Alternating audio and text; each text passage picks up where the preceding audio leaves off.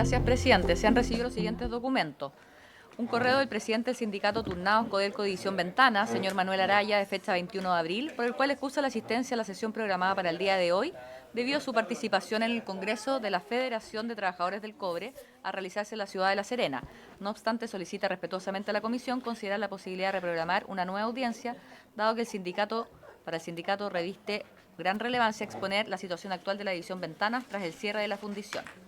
Una solicitud de audiencia del director ejecutivo de Empresas Eléctricas AG, señor Juan Meriches Riveros, de fecha 16 de abril, con el objeto de exponer sobre la preparación de las empresas de distribución eléctrica para afrontar la temporada de invierno 2025.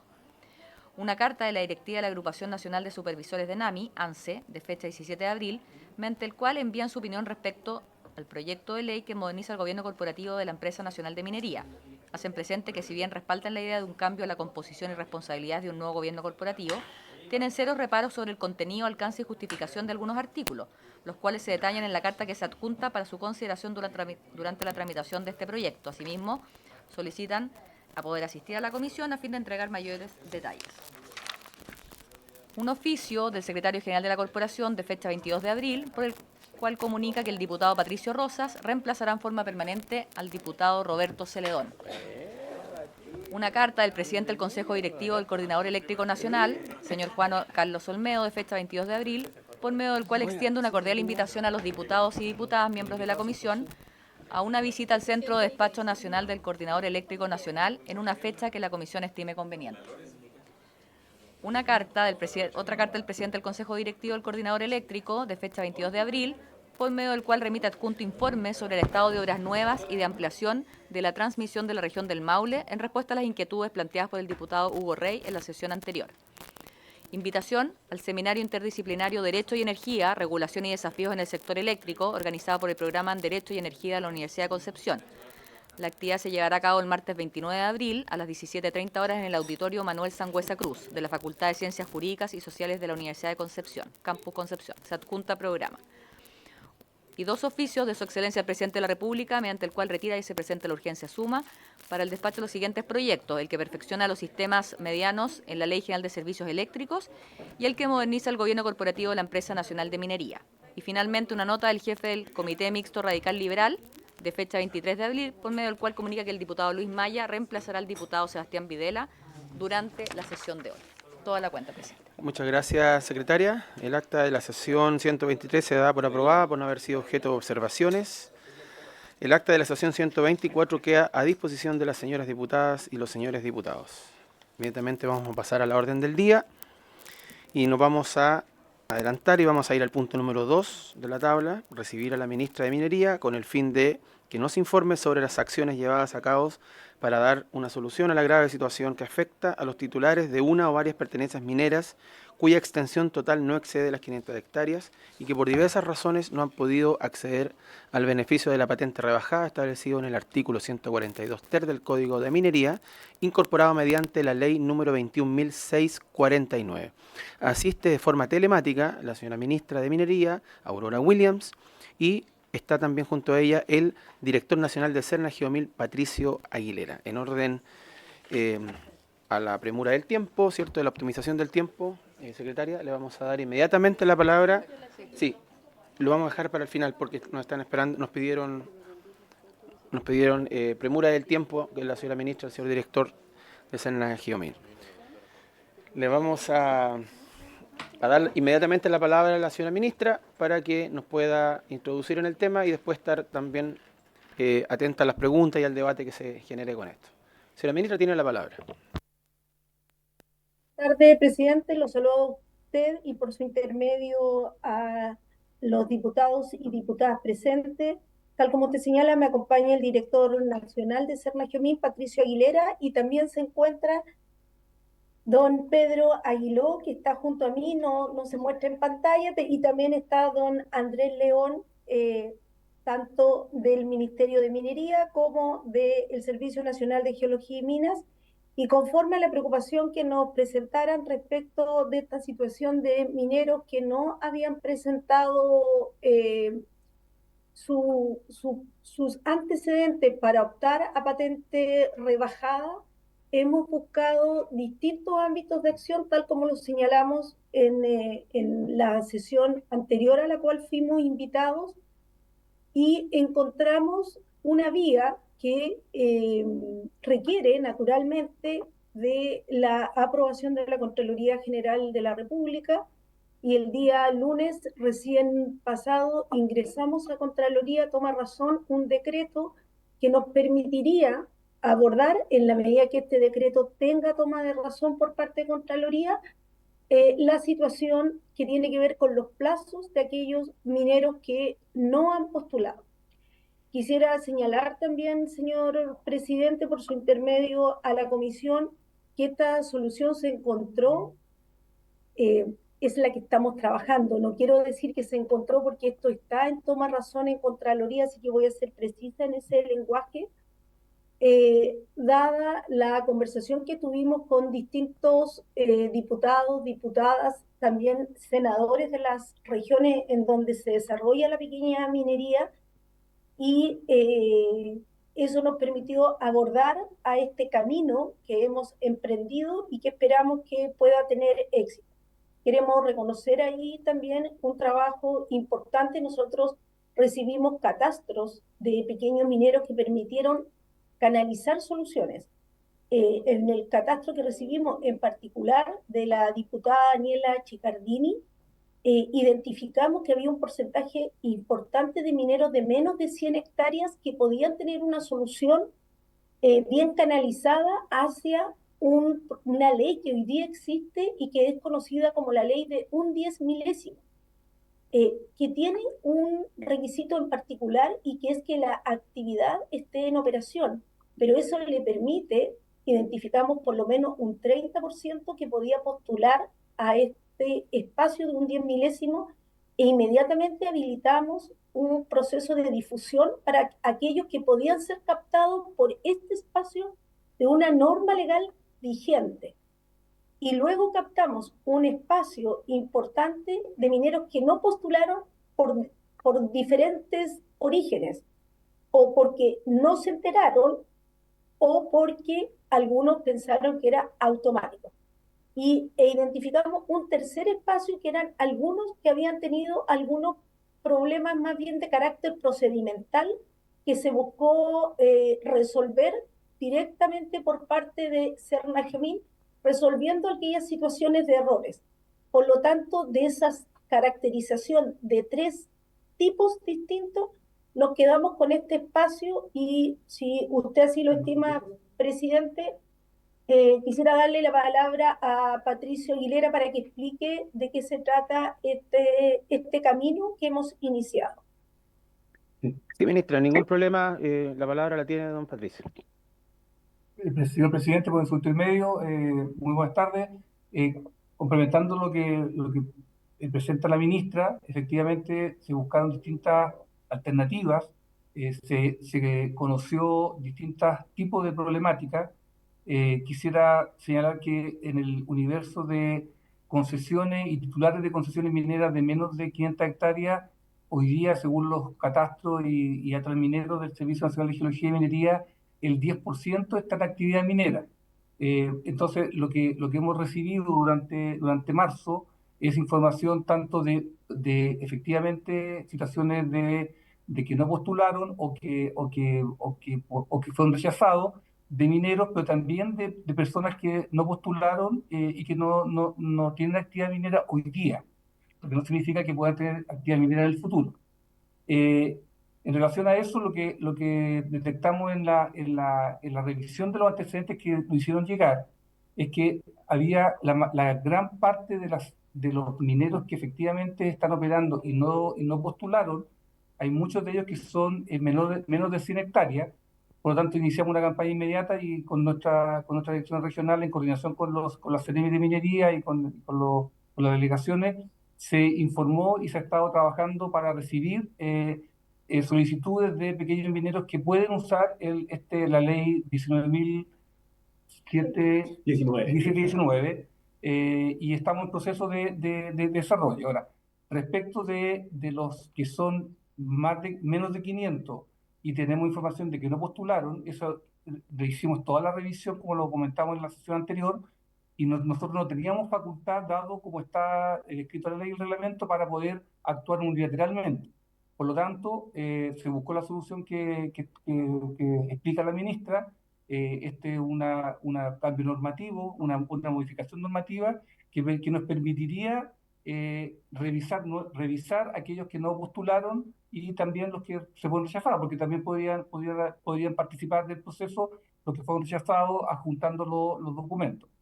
El servicio ha estado coordinado con el Ministerio en este proceso de la solución, y por lo tanto nuestros equipos ya están trabajando en la implementación de esta solución en la medida que la Contraloría lo tome razón. Eso es lo que puedo informar, presidente, por nuestro lado. Muchas gracias, director. No sé si la ministra va a complementar algo más.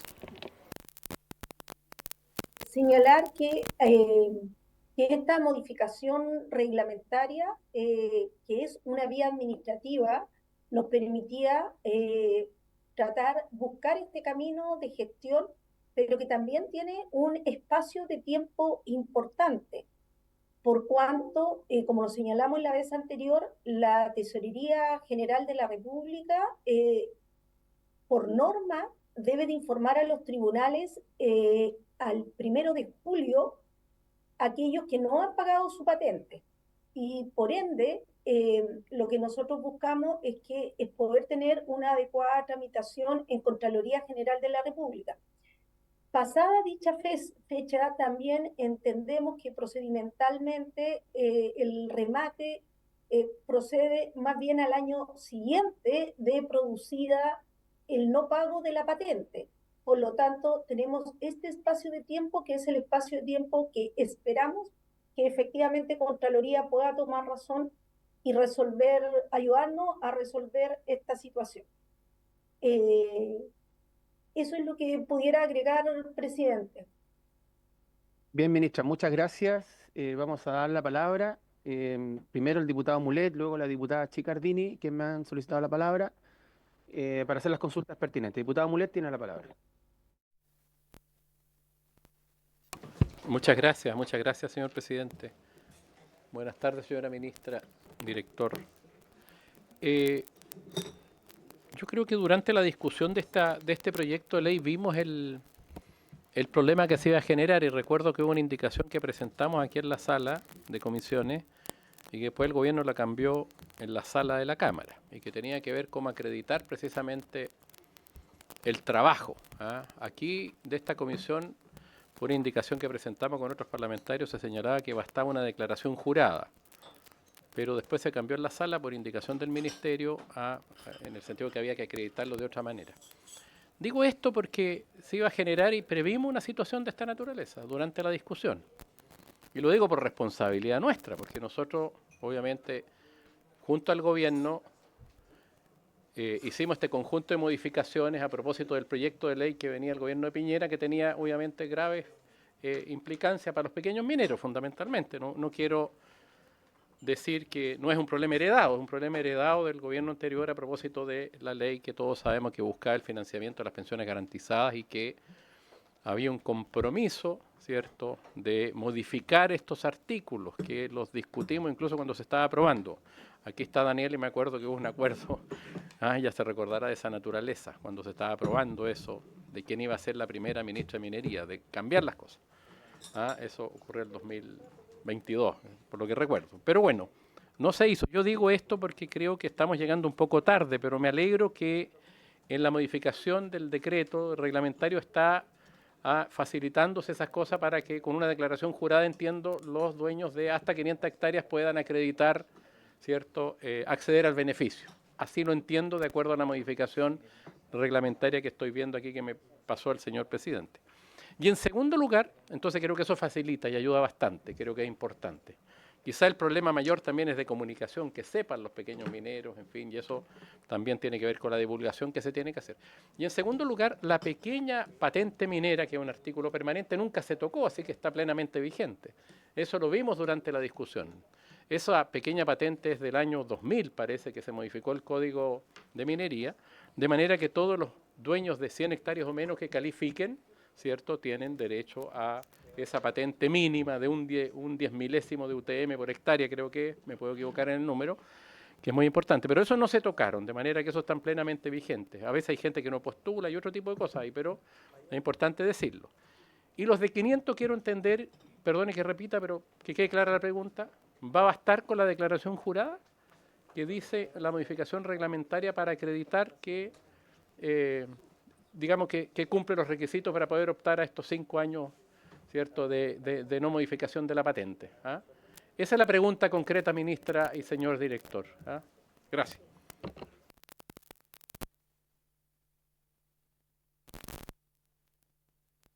Muchas gracias, diputado. Tiene la palabra la diputada Daniela Chicardini. Gracias, presidente. Presidente, mire, yo lamento profundamente que hoy día nuestro gobierno haya cometido un tremendo error de realizar un reglamento que finalmente hizo una interpretación errada con respecto a lo que establecía la ley. Y de hecho, sin ir más lejos, a propósito de lo que dice el diputado Jaime Mulet, efectivamente acá se inventó una inscripción donde, de manera desprolija, de manera desinformada, donde no se bajó finalmente estos procedimientos de manera simple a los pequeños mineros, caímos en un tremendo problema que hoy día el mismo gobierno reconoce que hay que buscarle una solución administrativa. Entonces, yo de verdad que le pediría más bien al Ejecutivo, presidente, por su intermedio, que ojalá podamos ser un poco más rigurosos en lo que se viene por delante. Porque fíjese que para la pequeña minería esta ha sido una verdadera pesadilla. Incluso acá se responsabilizó al legislador cuando muy por el contrario. Acá se revirtió finalmente una mala decisión que se tomó en el gobierno de Piñera. Acá se subsanó esa dificultad en donde se le aumentaba la patente minera con la modificación. Lo que finalmente se pretendía era que no subiera ni un peso más en ese pago de patente minera para los pequeños mineros. Entonces, a todas luces, yo creo que también es importante que se asuman esas responsabilidades para que no volvamos a repetirlas, sobre todo cuando la afectación directa es una actividad productiva importante para zonas como de la región de Atacama. De hecho, los mismos dirigentes la sesión pasada lo vinieron a plantear en ese tenor. O sea, yo no sé por qué de un reglamento, que es un acto administrativo, finalmente se torce la voluntad de lo que establecía la ley. Me alegro mucho de que hoy día la ministra y el director de Serna-Giomín hayan podido, ¿no es cierto?, encauzar esta situación a través de alguna medida que entiendo que fue este decreto, que por lo demás ya conocíamos bien en detalle, no era necesario que vinieran a la comisión porque habían otros voceros del gobierno en el Senado que nos dejaron claro de cómo venía, ¿no es cierto?, este procedimiento, pero era importante, presidente, poder portar la voz de ese malestar que tenía la pequeña minería. Gracias, presidente. Muchas gracias, diputada. Diputado Venegas, tiene la palabra.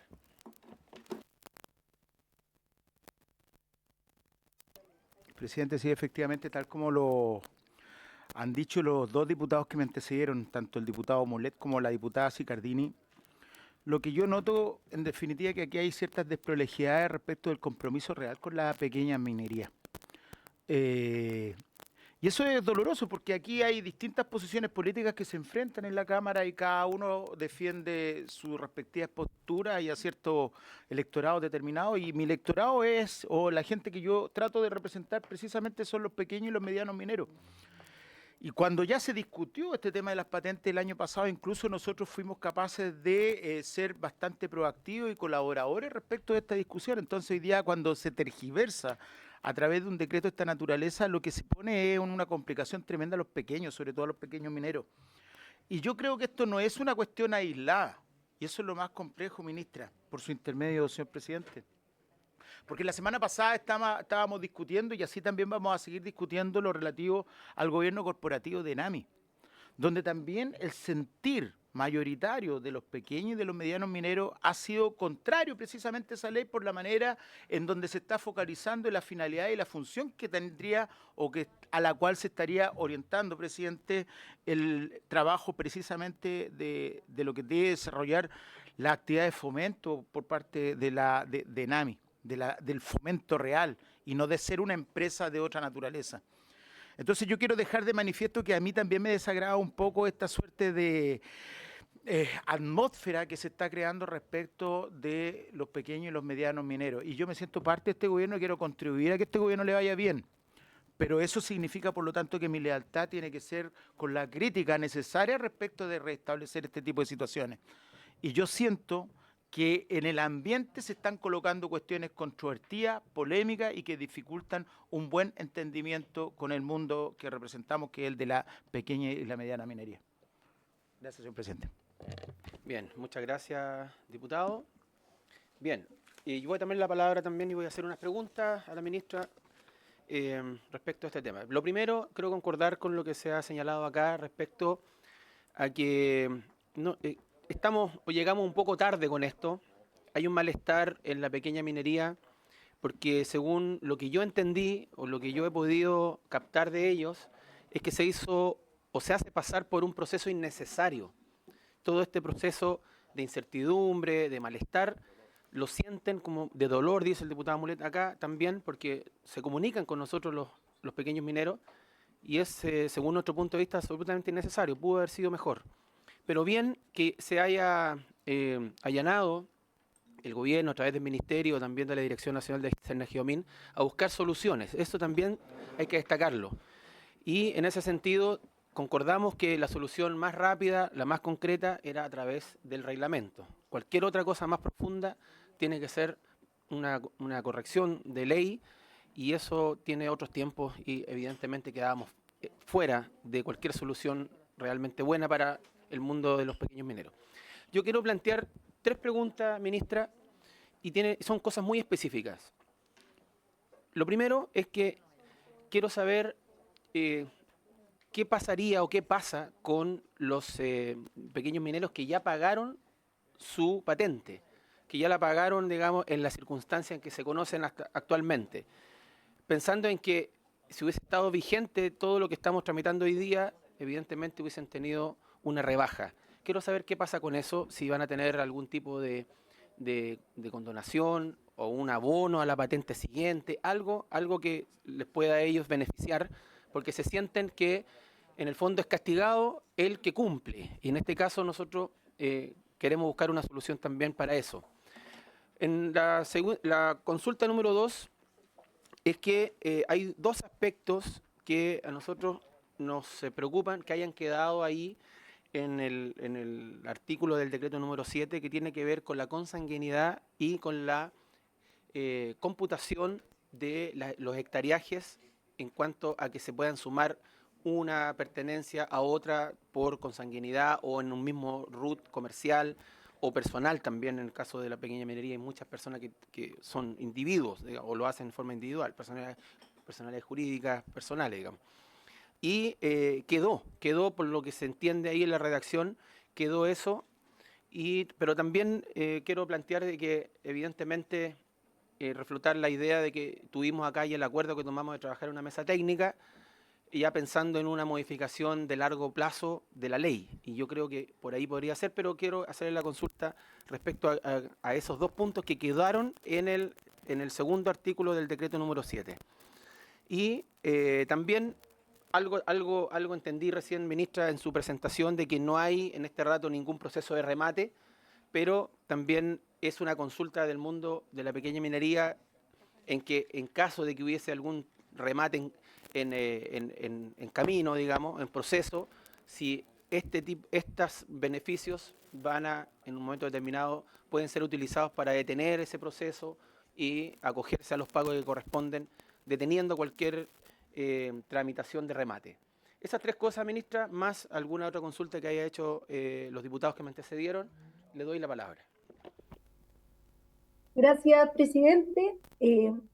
Quisiéramos primero señalar que lo que quedó establecido en la norma legal y en el reglamento es que los pequeños mineros de menos de 500 hectáreas tenían que presentar una declaración jurada y eso sigue siendo así. La modificación que nosotros estamos planteando tiene que ver con el plazo. Por lo tanto, quedó de esa manera, se colocó un formato porque nosotros hicimos plataformas para que efectivamente pudieran postular y aquellos que no lo hacían por plataforma también podían hacerlo en las oficinas de Cernagiomín. Hicimos capacitación en los espacios de tiempo que habían, entonces no ha cambiado el proceso de presentar antecedentes. Lo que se requería era una declaración jurada simple y además acreditar la personería, pero en esto quiero ser bien explícita, acreditar la personería es porque en muchos casos, por ejemplo, quien postulaba era la secretaria de la asociación y que postulaba a varios. Por ende, esa secretaria tenía que tener acreditado a través de un poder simple también que representaba al titular X que formaba parte de una asociación. Estoy dando un ejemplo. Entonces, ese proceso era y es así de simple. Eso no cambió. Doy respuesta a lo que señala el diputado Mulet en el sentido de que se pedirían más antecedentes. De hecho, para los primeros 5 años no deben de acreditar trabajo.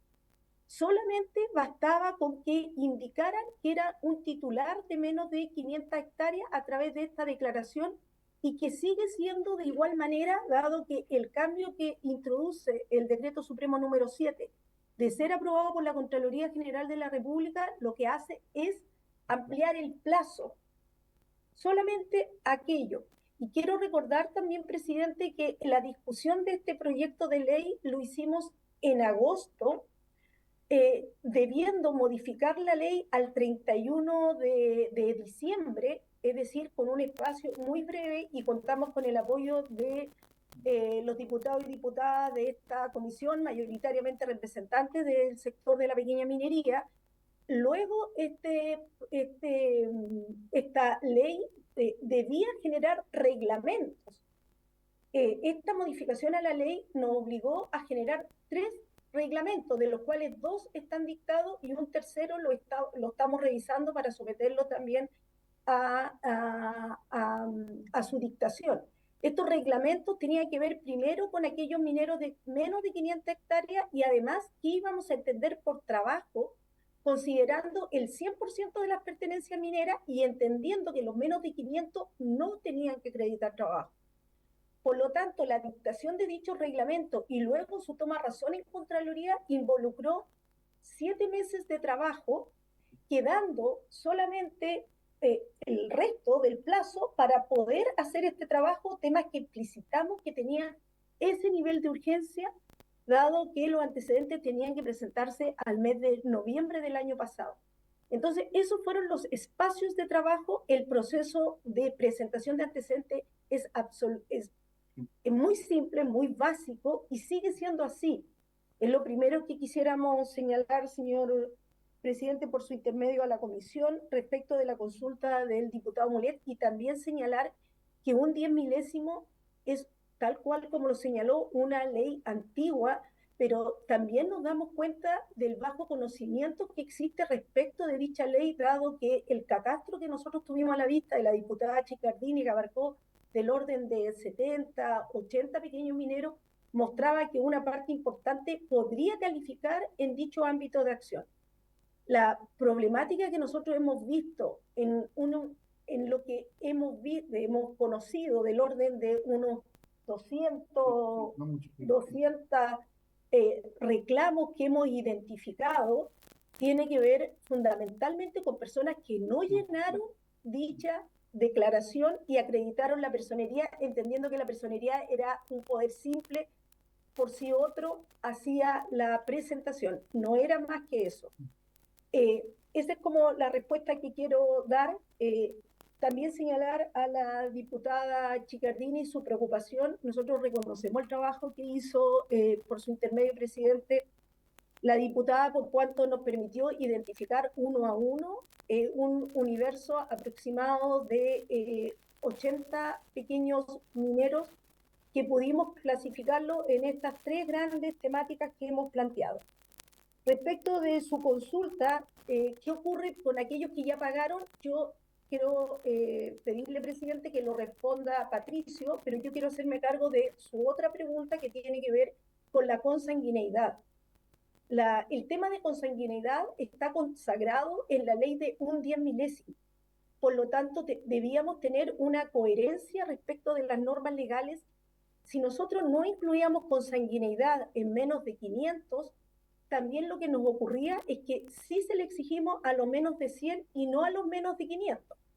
Y lo otro es que compartimos la mirada de la pequeña minería, pero también había que mirar a los más de 500 hectáreas que se pueden diluir en pertenencias mineras de menos de 500 hectáreas. Por ende, este vínculo de consanguineidad fue así consagrado. En la Comisión de Minería del Senado se nos pidió revisar la consanguineidad y nosotros hicimos un acuerdo y efectivamente lo revisamos. Nos demoramos del orden de 7 meses en cuadrar, en comparar los listados del Servicio Nacional de Geología y Minas con el registro civil. Del universo de pequeños mineros identificamos del orden de 190 que podrían tener vínculos de consanguinidad y verse afectados.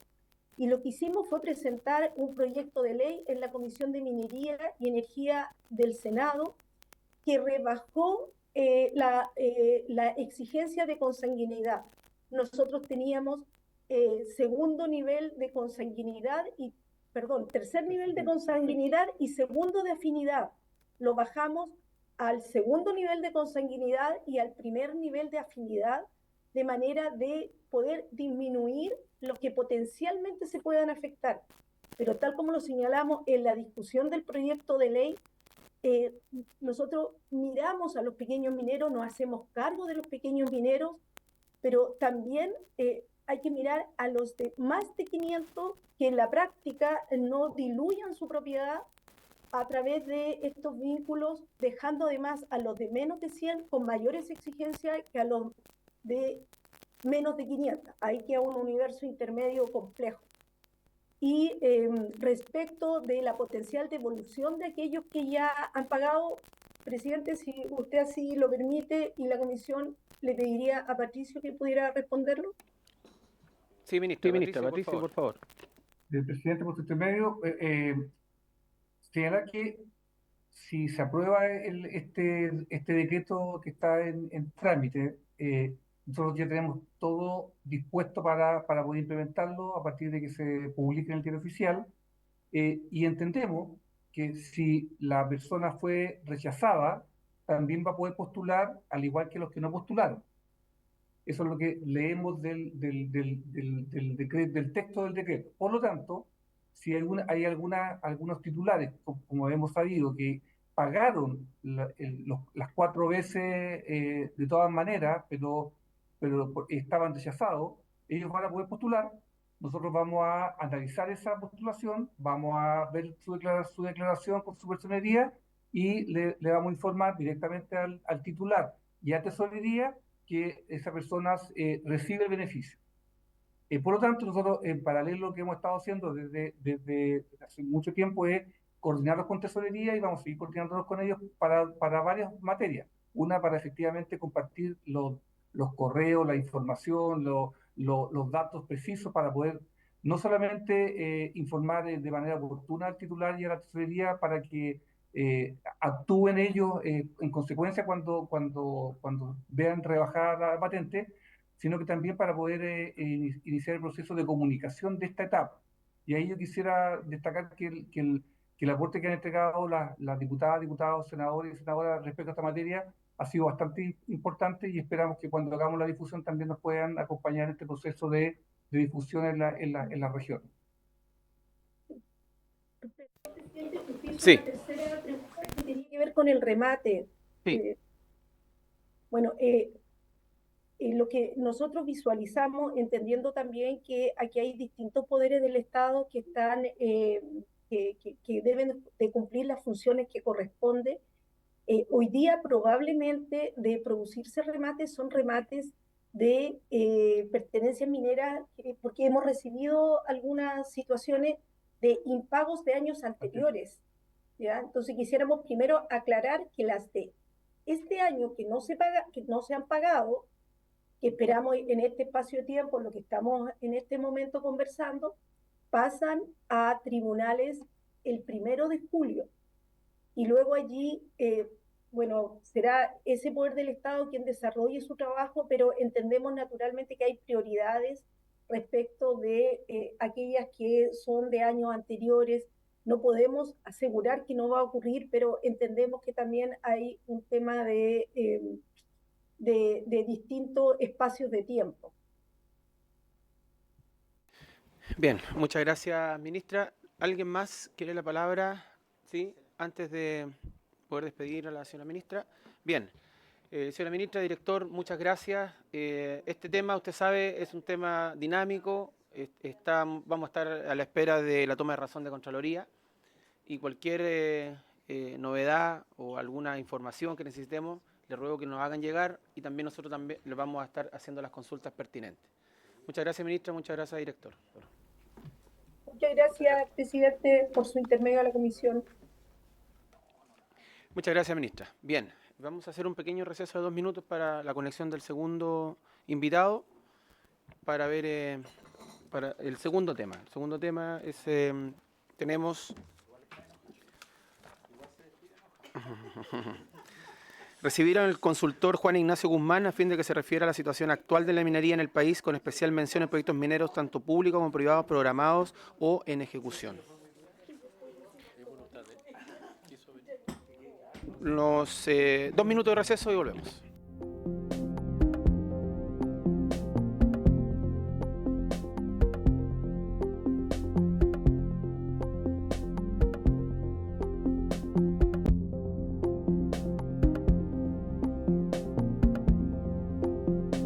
Bien, retomamos la comisión. Está conectado ya don Juan Ignacio Guzmán. Juan Ignacio, le damos las gracias por estar con nosotros esta tarde.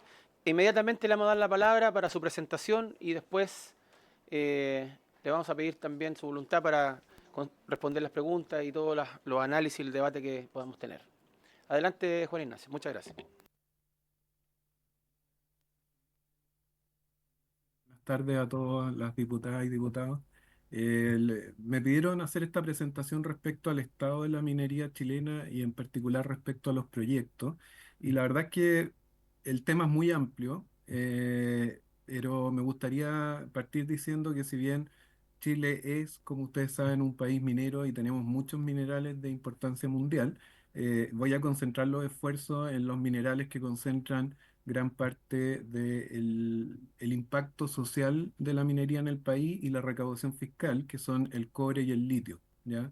Tal vez antes de referirme a ello, solamente mencionar que el oro, el hierro, que han sido minerales donde históricamente Chile ha jugado un papel, hoy día se encuentran en una situación, digamos, bastante precaria en consideración de que tanto en oro como en hierro no estamos dentro de los 15 mayores productores mundiales. Alguna vez llegamos a estar dentro de los primeros 5 y con el precio del oro actual, bienvenido sería estar en esa situación nuevamente. Hay otros minerales como los nitratos, el yodo, el molibdeno, el renio, que en general son mercados mucho más pequeños que el cobre y el litio. Por lo tanto, aun cuando seamos actores muy relevantes, la importancia que tienen estos, tanto en las arcas fiscales como en las comunidades y finalmente en las regiones o comunas donde se desarrolla la actividad, si bien no son, pueden ser muy relevantes en ciertas zonas, en general son acotadas en términos económicos, ¿ya? Entonces, habiendo dicho eso, me gustaría partir con una lámina mostrando un poco la evolución de lo que ha sido en los últimos 35 años la minería del cobre y del litio en el país. Al lado izquierdo ya se muestra el cobre producido en Chile, ya tanto por la minería pública como privada. En la curva de color azul, ya donde vemos que en 1990 produjimos alrededor de 1.800.000 toneladas de cobre. De ahí vino el boom de los 90, donde pasamos a producir prácticamente 5,5 millones de toneladas hacia el año 2004. Y de ahí en adelante, yo diría, nos hemos mantenido más bien estables en una especie de plató en el que hay años mejores que otros, pero donde nos movemos en torno a los 5,5 millones de toneladas, ¿ya? Ahora, esto nos da cuenta de una industria que tuvo un periodo de crecimiento muy fuerte, ¿ya? Que fue los primeros 15 años entre el 90 y el 2005, yo diría, y de ahí en adelante hemos estado más bien estancados en términos de producción. Ahora, la curva que aparece en este gráfico muestra algo que en economía de minerales nos importa mucho y como país nos debiera importar mucho, que es la participación de mercado que tiene Chile en el contexto internacional. Ya, es decir, cuánto del cobre que se consume en el mundo fue producido en Chile. ¿Ya? Y lo que vemos acá es que a principios de los 90 menos del 20% del cobre producido a nivel mundial se hacía en el país. Eso, producto del boom de los 90, llegó a un pic máximo histórico para el país de 36% el año 2004, es decir, una de cada 3 toneladas producidas en el mundo se producía en Chile. ¿Ya? Pero si ustedes se fijan en esta curva, desde el año 2004 a la fecha, la curva de participación mundial viene cayendo lentamente. ¿Ya? Y hoy día la participación de Chile en el mercado del año 2025 esperamos sea de un 25%. Es decir, que una de cada 4 toneladas consumidas por el mundo se produzca en el país. ¿Ya? Entonces, la producción se ha mantenido constante en estos últimos 20 años, pero el mercado del cobre ha crecido, el mundo demanda más cobre y sin embargo nosotros producimos lo mismo, lo que significa que estamos cayendo en participación y eso es lo mismo que caer en competitividad. ¿Quiénes nos están básicamente capturando la participación que estamos perdiendo? Fundamentalmente en este periodo, países como la República Democrática del Congo, que hoy día es el segundo mayor productor mundial y que concentra 3,3 millones de toneladas de cobre al año, es decir, produce el 60% de lo que produce Chile, ¿ya? Y luego en tercer lugar viene Perú, produciendo algo así como la mitad de la producción de Chile, 2,3 millones de toneladas de cobre fino al año, ¿ya? Es decir, si sumamos al Congo y a Perú, tenemos más producción que todo Chile, ¿ya? Entonces también tenemos que entender que esta ha sido una industria en los últimos 20 años que solo ha crecido en términos de demanda, donde tenemos el privilegio de seguir siendo los primeros productores mundiales, pero la competencia ha ido aumentando y toda la demanda adicional que se ha capturado en el mercado la han capturado otros países, ¿ya? Ahora, esto lo pongo sobre la mesa porque es muy importante tener en cuenta de que, por ejemplo, si hubiéramos mantenido la producción mundial, del 36% del 2004, el año 2024, el año pasado, podríamos haber recibido por lo menos 5.000 millones de dólares adicionales en ingresos fiscales producto de recaudación tributaria. ¿Ya? Entonces, aquí hay muchos beneficios económicos directos, pero también, como voy a mostrar hacia el final de mi presentación, hay muchos beneficios económicos indirectos que atañen a las comunidades, las regiones y finalmente a la sociedad como un todo por el efecto de encadenamiento productivo que particularmente ha tenido la industria del cobre en el país. ¿Ya? Ahora, respecto a la industria del litio, que es el gráfico que está a la derecha, si ustedes se fijan en igual periodo, pasamos de producir unas poquitas miles de toneladas de litio metálico a producir el año 2025 poco más de 50.000 toneladas de litio metálico. Y en algunos casos ustedes van a ver la conversión a carbonato de litio, que es alrededor de 270.000 toneladas de carbonato de litio equivalente. Si ustedes ven la curva respecto a la del cobre, lo que podemos ver es que el Salar de Atacama, que es la única mina productiva en este periodo, ha crecido fundamentalmente a razón del crecimiento de la demanda, que en los últimos años ha sido muy fuerte producto de los autos eléctricos y que ha llevado al Salar de Atacama a prácticamente quintuplicar la producción en 10 años. ¿Ya? Entonces, esto también es muy importante entenderlo porque si tuviéramos que ver probablemente en 10, 20 años más estos mismos gráficos, nos daríamos cuenta que estos últimos 10 años probablemente pasan a ser recordados como la época del boom del litio, ¿ya? En términos de producción en el país. Ahora, sin embargo, aun cuando el Salar de Atacama y en particular las empresas que operan el salar han aumentado mucho su producción, la participación de mercado de Chile en el litio también ha caído. ¿Ya? El año 2006, alrededor de el 40% del litio que se producía a nivel mundial venía de Chile. ¿Ya? Hoy día es el 20%. O sea, en menos de 20 años hemos reducido a la mitad la contribución del país. Lo mismo que dije para el cobre respecto a los beneficios que yo no diría se han perdido, pero se han dejado de ganar, aplican en el caso del litio. ¿Ya?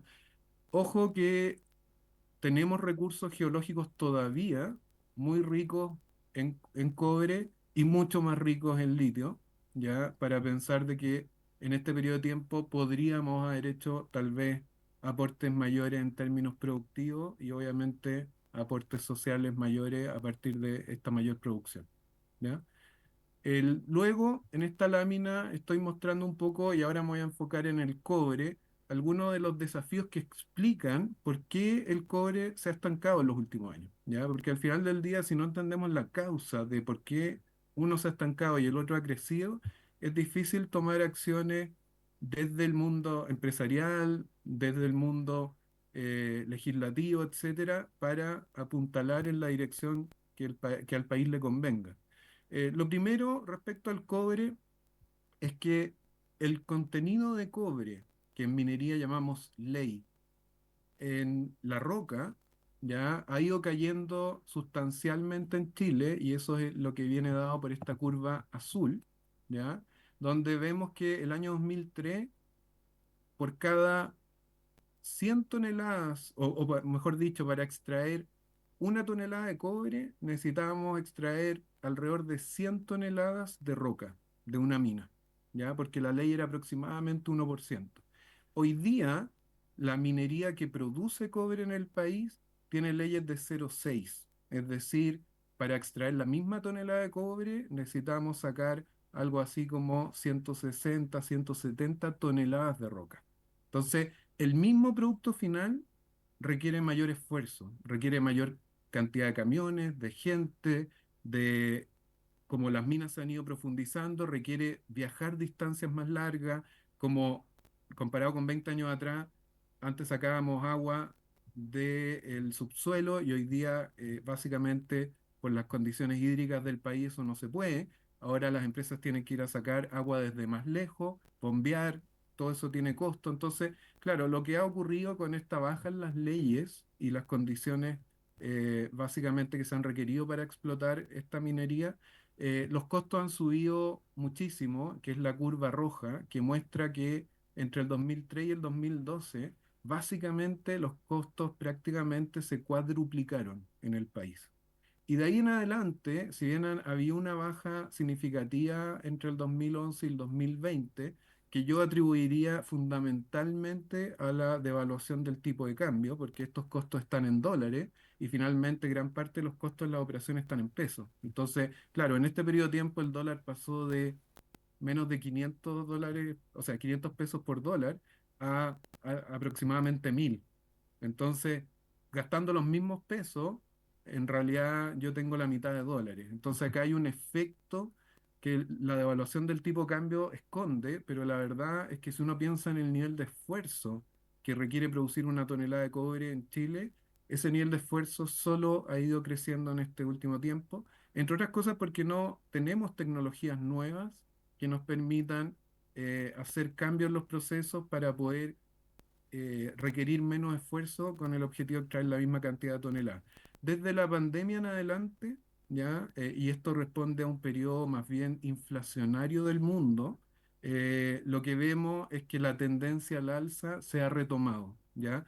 Y como ahora en este último periodo, si bien el dólar respecto al peso chileno ha mostrado fluctuaciones importantes, se ha mantenido en rangos relativamente estables alrededor de los 900 pesos por dólar. Entonces, la verdad que el efecto tipo de cambio a lo largo de los años ya no es tan importante y lo que vemos es que la subida de prácticamente 30% en los costos en estos 5 años responde más bien al reconocimiento de que el esfuerzo para extraer una tonelada es cada vez mayor.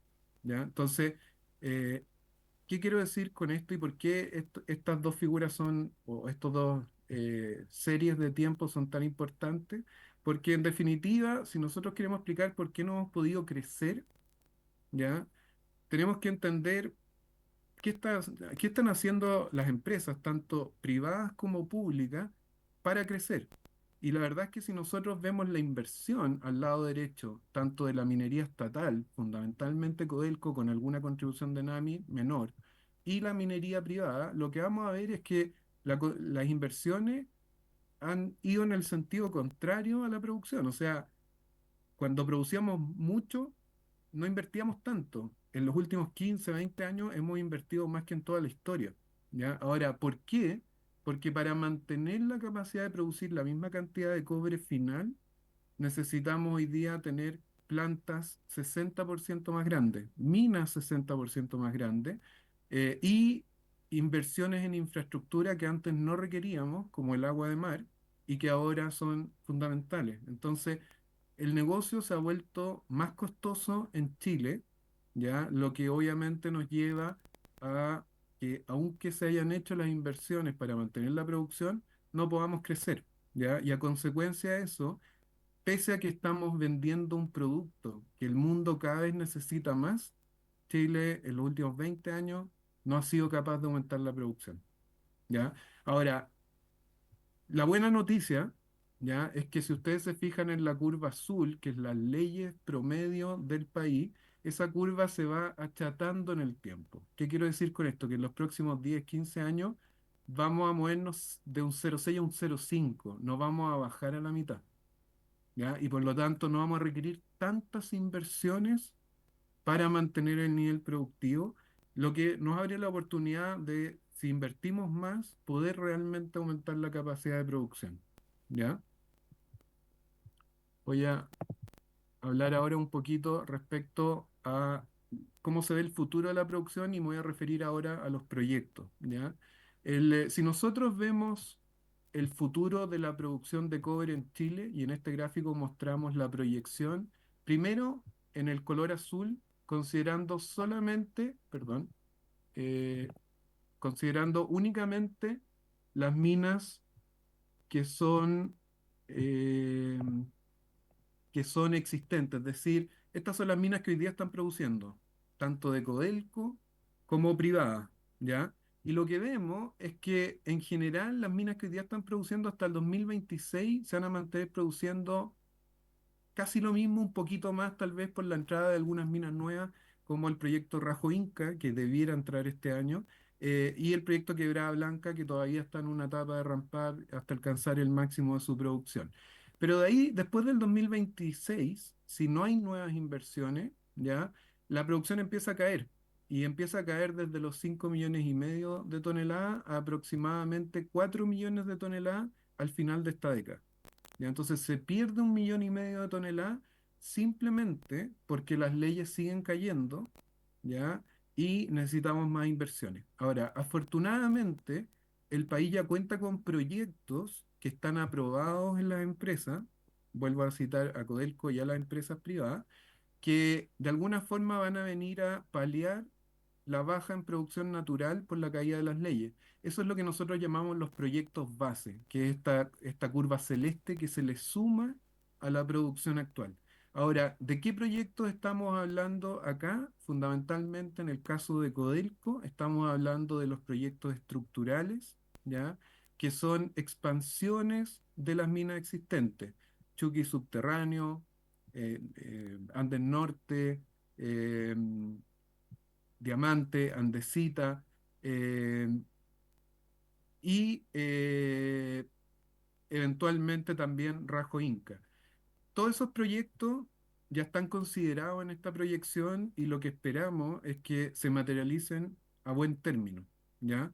Pero en nuestra proyección nosotros metemos riesgos de mercado porque sabemos que los proyectos no siempre funcionan bien, no siempre alcanzan la capacidad cuando lo deberían o empiezan a producir cuando deberían. Ahora, adicional a estos proyectos de Codelco, tenemos proyectos de la industria privada que definitivamente vienen a contribuir a reducir la disminución del cobre producido. Y en este caso me refiero, por ejemplo, a un proyecto Antofagasta Minerals que se llama DMC, que es el distrito de Minera Centinela y que básicamente va a formar un nuevo distrito productivo de gran producción, sobre 200.000 toneladas de cobre fino en Chile, lo que también nos va a permitir ganar mucha más experiencia en términos de clústeres mineros con minas operando de forma simultánea, cosa que ya existe, por ejemplo, en el clúster de Calama, donde opera Chuquicamata, Ministro y Radomiro Tomic. Entonces, yo destaco que hay proyectos de inversión privados como el que acabo de mencionar, o como algunos otros proyectos como los Bronces Underground y algunos otros proyectos que están en carpeta. Marimaca también es un proyecto que tiene alta proyección, pese a que su capacidad de producción es menor comparado con lo que estamos acostumbrados a ver.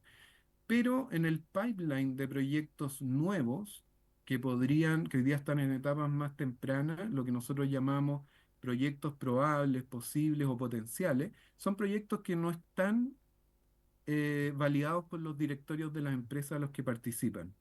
¿Ya? Ni en Codelco ni en la empresa privada. Entonces, son proyectos que todavía requieren o más ingeniería o más permisos o eventualmente resolver problemáticas medioambientales, sociales o directamente buscar la forma de mejorar el negocio porque el negocio actualmente no se ve atractivo.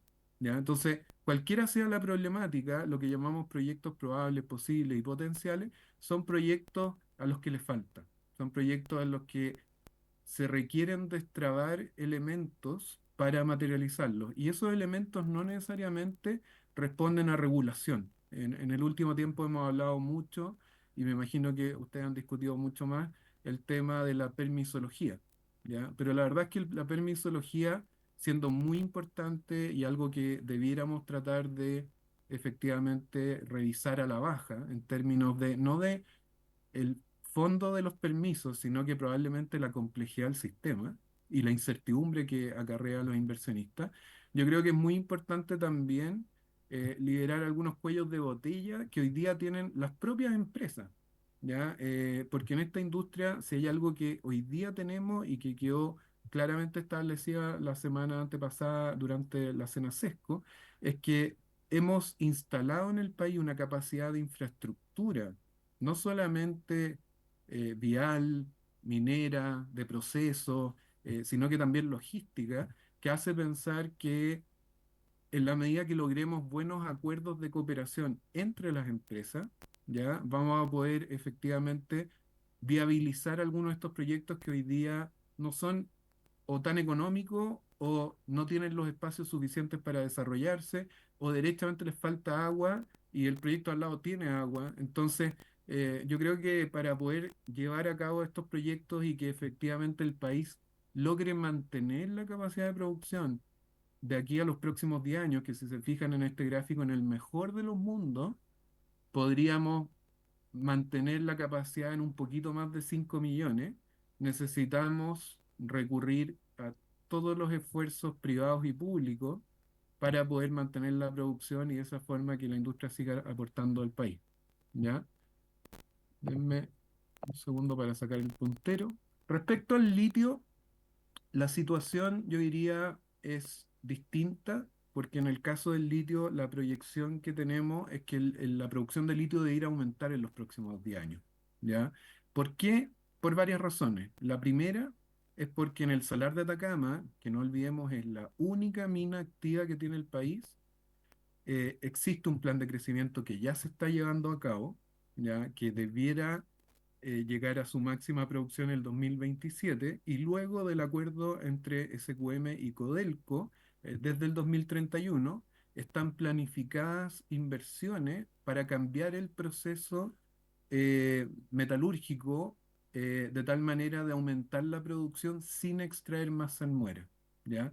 Lo que podría básicamente aumentar en un 20 a 30% la producción del salar de Atacama sin cambios en la huella medioambiental que tenga, ¿ya?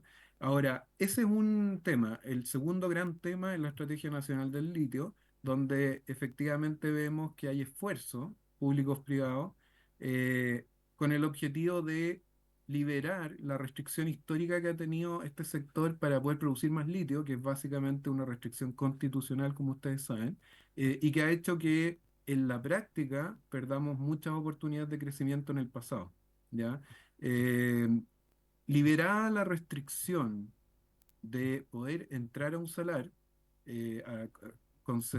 concesionable o que el Estado pueda efectivamente permitirle a un tercero explotar, ¿ya? Con participación mayoritaria o minoritaria del Estado, vamos a poder aumentar la producción de los salarios, pero ahí también hay que entender que el conocimiento actual que tenemos de los 17 salarios en Chile que no son el Salar de Atacama, que podrían tener litio, es bastante precario en términos no solamente geológicos, sino que también en términos ambientales y en términos de la repercusión social que podría existir de un proyecto. ¿Ya? Entonces, hay salares que están un poco más avanzados, como el salar de Maricunga, pero la realidad es que con la mejor de las ganas de todo, si la Estrategia Nacional del Litio funciona, muy difícilmente vamos a ver producción o nuevas minas de litio entrando a producir antes del 2032 o 2033. Y hay un par de salares en Chile que a nuestros ojos se ven como interesantes y que podrían entrar dentro de los próximos 10 años, que son Maricunga y básicamente 7 salares o algunos de los subsalares que tienen esos salares eh, y que entran a precios del litio de no menos de $12.000 la tonelada, ¿ya? Y acá también me quiero referir a una complejidad que tiene el mercado del litio que no tiene el cobre. En los próximos 10 años vamos en el cobre, si no pasa nada extraño, todos los analistas coinciden en que la demanda va a crecer en algo así como 10 millones de toneladas de cobre al año adicionales. Es decir, necesitamos 2 Chiles más para suplir la demanda que va a haber en los próximos 10 años. Ya, ese es el tamaño del desafío. Nosotros hoy día, la mejor de las proyecciones es que nosotros vamos a seguir produciendo lo mismo. Por lo tanto, nuestra participación de mercado solo va a seguir cayendo. ¿Ya? En el litio la situación es, todo eso hace pensar que el precio del cobre se va a mantener alto un buen tiempo más, ¿ya? Lo que obviamente es bueno para las empresas y las arcas fiscales, así como también para las comunidades que dependen de la industria. En el caso del litio la situación es distinta. El litio vivió un boom entre el año 2020 y 2022, producto de un crecimiento muy rápido en la industria automotriz de cambiar autos de combustión interna por autos eléctricos. Ese crecimiento, si bien hoy día sigue manteniéndose, no se va a volver a repetir. No vamos a tener un crecimiento sorpresivo porque ahora todos los autos que se podían convertir a litio se están convirtiendo a litio y eso ya está incorporado dentro de la proyección del mercado, ¿ya?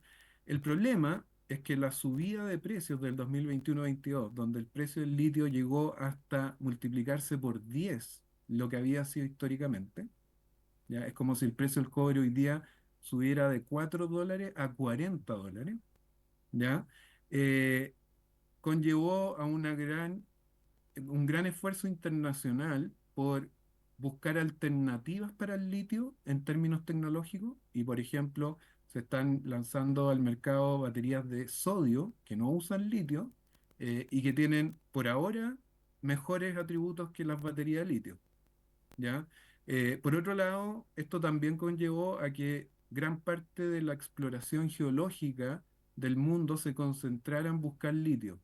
Y desafortunadamente para el país se encontraron muchas fuentes de litio en prácticamente todos los países del mundo.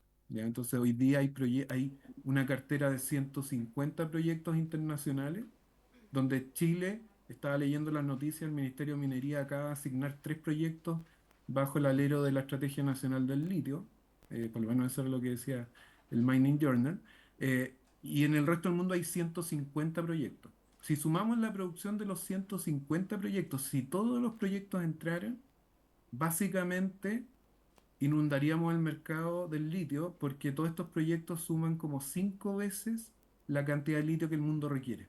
Entonces, ¿cuál es el mensaje acá? El litio tiene mucho, o sea, el mundo tiene mucho litio, ¿ya? Y eso nos lleva a concluir, y las empresas que producen litio ya lo están internalizando en sus decisiones, que el precio del litio se debiera mantener en niveles muchísimo más bajos a los que tuvimos el 2021 y 2022, cuando se generaron altas expectativas respecto a lo que la construcción de este sector podía ser. Entonces, la demanda va a seguir creciendo a tasas significativas, pero el precio del litio no tiene cómo subir mucho, ¿ya? Eso hace que tengamos que ser muy cuidadosos en los nuevos proyectos de litio del país, porque no solamente basta con que tengamos litio, nuestros proyectos tienen que ser mejores que los 120 proyectos del resto del mundo que no van a entrar porque no son mejores que los otros 30.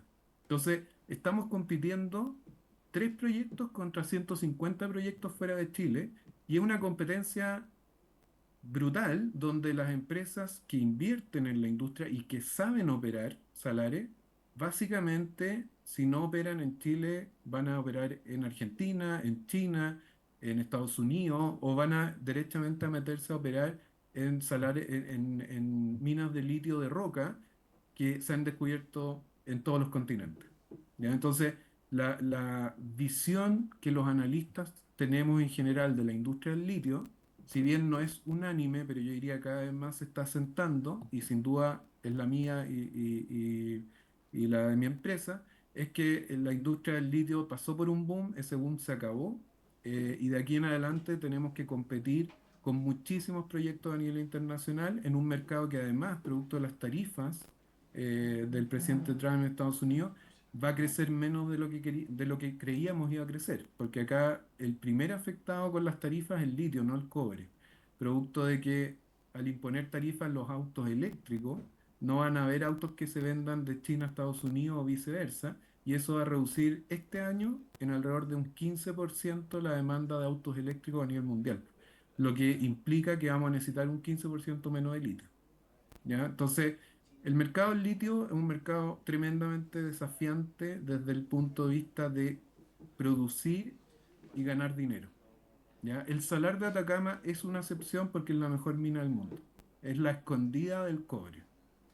Pero el resto de los salares que tenemos en Chile, en general, son minas de un nivel competitivo menor que muchos proyectos internacionales y por lo tanto, incluso si existiera muy buena voluntad de el gobierno actual o el siguiente o de las empresas que están participando de estos acuerdos, al final irremediablemente se va a llegar a una decisión de negocio de si conviene o no invertir, y esa decisión de negocio va a estar basada en los fundamentos detrás de la oferta y la demanda, y hoy día esos fundamentos se ven muy débiles, ¿ya?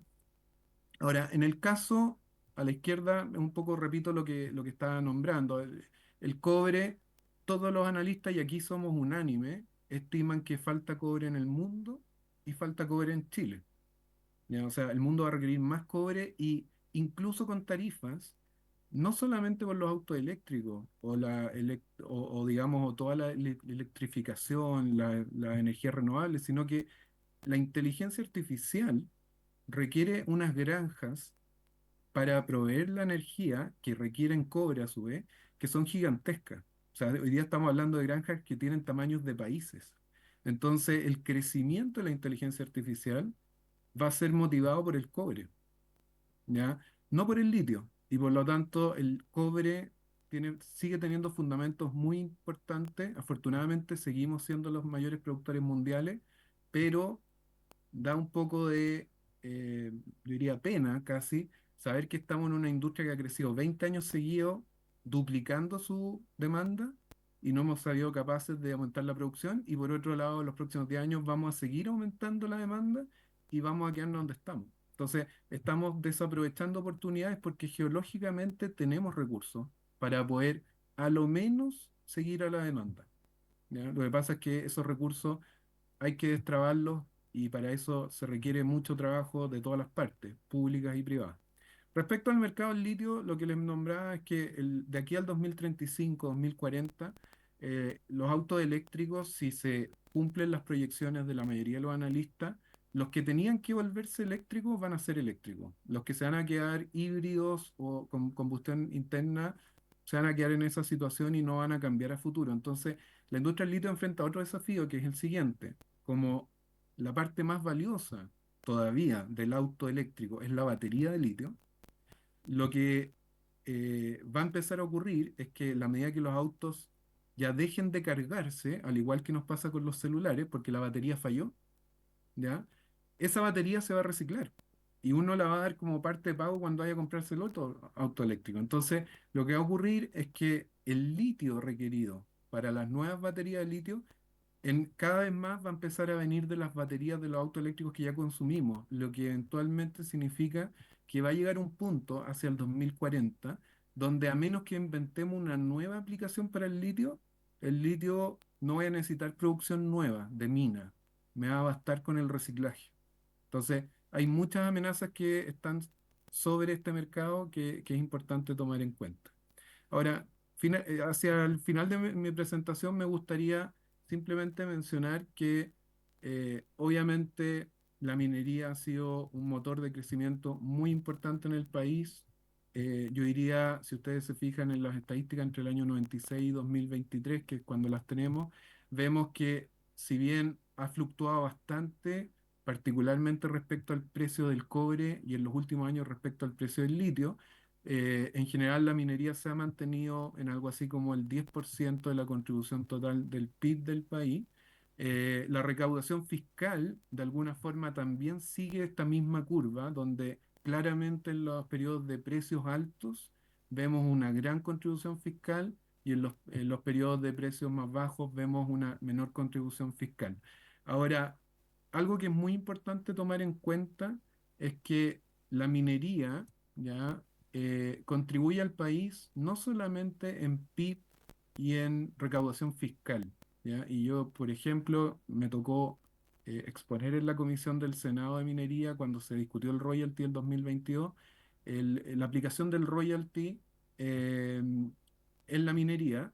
Y la verdad es que algo que faltaba en la discusión y que yo lo dije, pero no se mm, consideró mucho, es que la recaudación fiscal es vital para un país, y eso yo lo entiendo como economista, ¿ya? Y el país tiene infinitas necesidades y por lo tanto siempre más plata va a ser bienvenida.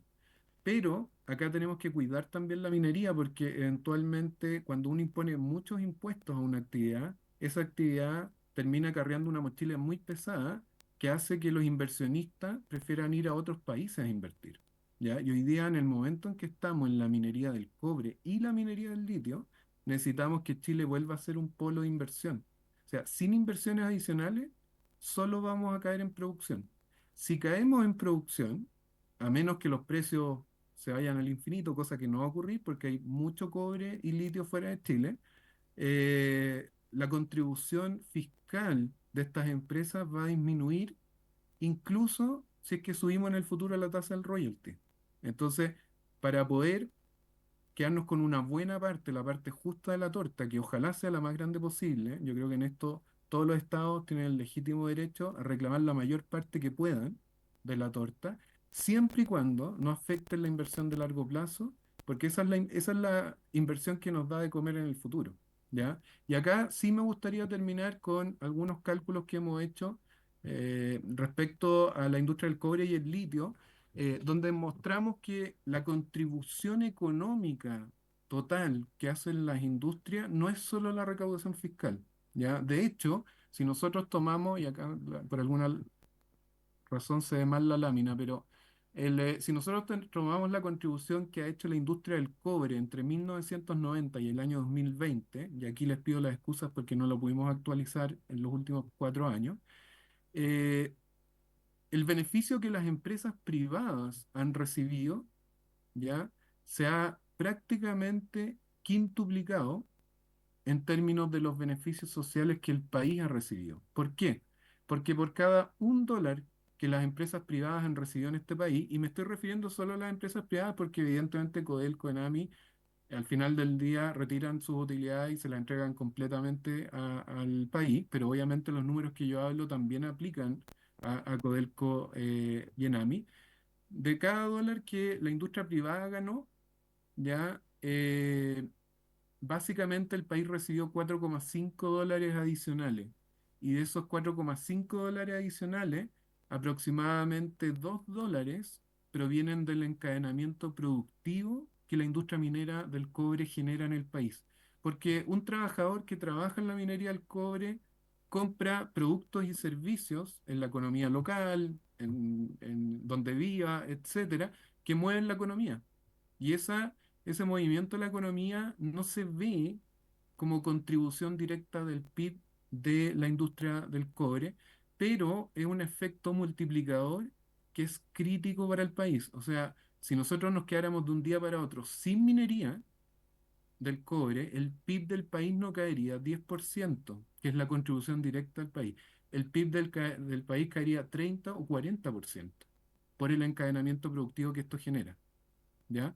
Ahora, entonces, el número que es importante tomar en cuenta es que si nosotros pensamos en la asociación pública-privada, ¿ya? Lo más conveniente para el país es una mayor producción minera, sustentable, de calidad, con un comportamiento adecuado con las comunidades locales, indígenas, o sea, una buena minería. Y yo creo que en eso el país sí ha avanzado mucho en los últimos años, ha ido mejorando la calidad de la minería que hace, ¿ya? Y creo que hoy día somos un referente también mundial en ese sentido. Entonces, una buena minería, pero que produce más, genera más ganancias para los privados, pero también genera más recaudación fiscal, la torta se hace más grande, genera mayor recaudación en términos hasta de los impuestos a los trabajadores, porque la industria minera es una de las mejores industrias pagadas del país, y los impuestos que pagan los trabajadores, si no existiera la industria minera, probablemente serían menores, ¿ya?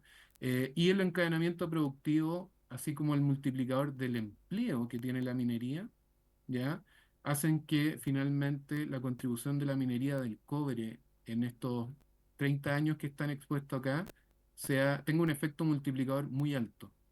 Y en el caso del litio, si uno replica el análisis, el efecto que encontramos entre 1990 y el 2020 es que por cada $1 que las empresas privadas ganaron, en este caso SQM y Albemarle, que son las únicas que operan en el país hoy día, el país recibió 1,9 dólares adicionales, es decir, uno para los privados, dos para el país. Ahora, ese dos para el país no es todo para la recaudación fiscal ni para la Corfo.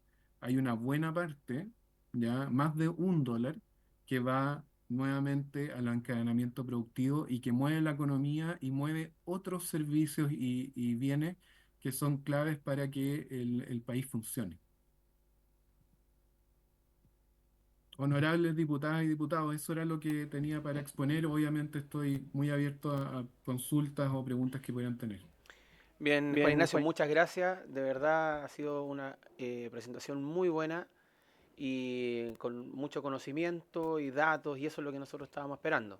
Le quiero dar la palabra al diputado Mulet, que tiene una intervención y además algunas consultas. Diputado, tiene la palabra.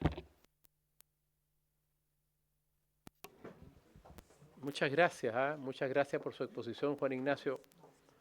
Le quiero hacer 3 preguntas, más bien saber su opinión respecto de 3 temas, o 2 temas y una consulta. Uno de ellos tiene que ver con la conmutación laboral. A propósito de la parte final de su exposición, nosotros tenemos algunos estudios preliminares, por ejemplo en Atacama, hay otros más profundos en Antofagasta. Yo soy parlamentario por Atacama. Respecto del efecto que produce o la pérdida, si usted quiere, en nuestros territorios por el desplazamiento de los trabajadores, y es un tema que se discute y quiero saber su opinión. Entiendo que en Atacama tenemos una cifra negativa en 4.000, porque hay muchos de Atacama que trabajan en Antofagasta. Y en Antofagasta tienen también sacar las cuentas que hay una cifra del orden de 20.000, no recuerdo bien el número, pero más bien quiero saber su posición como economista y experto en minería, porque esto es discutible. Nosotros en Atacama nos interesa, bueno, que los trabajos de las compañías mineras y la gente vive en Atacama, digamos, y no se transforme en que vemos llenos los aeropuertos, digamos, y tenemos que desarrollar grandes aeropuertos para el desplazamiento de trabajadores. Usted conoce el tema. De manera que ese es un punto. Ahora, esto de la conmutación laboral y de la jornada extraordinaria de trabajo es algo que ha ido cambiando en el tiempo. Más bien son solicitados incluso por los propios trabajadores. No obstante, faenas que están al lado de las ciudades. O sea, no tiene que ver cómo partió esto. Yo entiendo que eso usted lo sabe también. Entonces, esto tiene una mirada distinta. No solo tiene que ver con los números, sino que tiene que ver también con el modelo de desarrollo que el país quiere implementar, o que las regiones también pueden hacer su mirada, digamos, del tema. No es lo mismo para una persona en Atacama o para, si usted quiere, las autoridades respectivas en Atacama, autorizar o no un proyecto de acuerdo a las normas legales correspondientes, en fin, o tener más simpatía o menos simpatía, si el proyecto va a significar que los trabajadores se van a trasladar a Valdivia, Santiago, a Coquimbo, aquí de mi colega diputado, donde llegan muchos trabajadores a vivir a la región porque tiene condiciones. Y nosotros en la región de Atacama nos vamos quedando con más bien los hoyos, digamos, como se decía antes, y sin una participación importante en el proceso. Esa es una pregunta. La segunda pregunta tiene que ver con algo que a mí me interesa particularmente mucho, si puedes cerrar la puerta te lo agradecería, que tiene que ver con los otros procesos más allá del concentrado, y me voy a referir al cobre fundamentalmente. ¿Ah? Siempre nos han dicho, y particularmente los últimos 30 años, que no importa que no fundamos ni refinamos en Chile. ¿Ah? Que da lo mismo que el negocio de la extracción minera, digamos, el negocio para las compañías, porque la rentabilidad de la fundición y refinería es menor, entonces no es negocio. Ahora, pero eso tiene un efecto y tiene un límite a mi juicio. Y yo creo que desde mi punto de vista hemos despreocupado en parte no resguardar cierta capacidad mínima de fundir y refinar en nuestro país, porque se ha ido concentrando la capacidad de fundición y refinería, usted sabe, en China, y entiendo que ya está cerca del 45%, y obviamente en algún momento no van a poder fijar el precio del cobre si es que aumentan, y sabemos además cómo son los chinos, digamos, o las potencias en general. Entonces estamos en un riesgo si no salvaguardamos cierta capacidad de fundir y refinar en el país. Estos temas son todos opinables, pero quiero hacerles esa consulta. Y además, el tema de la extracción de toda la rentabilidad que debiera tener ese mineral que se da como concentrado. Desde tierras raras, me dicen que yo no lo he acreditado porque no estoy estudiando el tema, renio, tierras raras, en fin, que se van también en el concentrado y que aparentemente se contabilizan en el concentrado, no sé si 6, 8 o 9 elementos, y hay algunos que hoy día no se sabe o no entran en el valor del concentrado. No lo sé bien, pero es un tema que sí me preocupa. Entonces, su opinión respecto a eso, fundir, refinar, planta de metales nobles, en fin, para ver si recuperamos todo. Y una tercera pregunta que es más corta. No sé si su consultora o no hizo un estudio al ENAMI respecto al impacto social del ENAMI en el territorio, un estudio de hace algunos años atrás, de cómo impacta socialmente la Empresa Nacional de Minería en los territorios. Me parece que vi en alguna oportunidad el nombre de su consultora en eso. Lo último, bueno, es por saber si son ustedes nomás y no nada más, digamos, no he podido acceder a ese estudio. Si es público, me gustaría acceder a él. Muchas gracias, diputado. Juan Ignacio, antes de entregarle la palabra, me gustaría a mí solamente un comentario y agregar una pregunta. Un comentario de, a veces, lo que usted señalaba del encadenamiento, lo que produce a lo mejor una queja en Atacama es bienvenido en mi región, porque en el término de construcción de viviendas, de poblaciones, la Cámara de la Construcción Local de la región de Coquimbo lo agradece. Todos los proyectos mineros hacia el norte, porque evidentemente se tiene una dinámica distinta respecto a el descanso de los turnos, ¿ya? Lo que señalaba el diputado Mulet, legítimo, porque es verdad, es así, pero también produce ahí un beneficio para nuestra región. Es un comentario. Pero la pregunta es justamente lo que usted señalaba al principio. Me preocupa a mí también, no es primera vez que lo escucho, que la extracción de oro, y yo le digo por mi región, Mina el Indio, década del 80, hoy día están activándose algunas exploraciones en el cordón cordillerano del Valle de Elqui, donde funcionó por muchos años Mina el Indio, y me preocupa su primer comentario respecto a la industria del oro, precio histórico, mundial. Y Andacollo también es otra de las comunas que históricamente también tuvo buenas producciones de oro para la época, en los contextos que estamos hablando.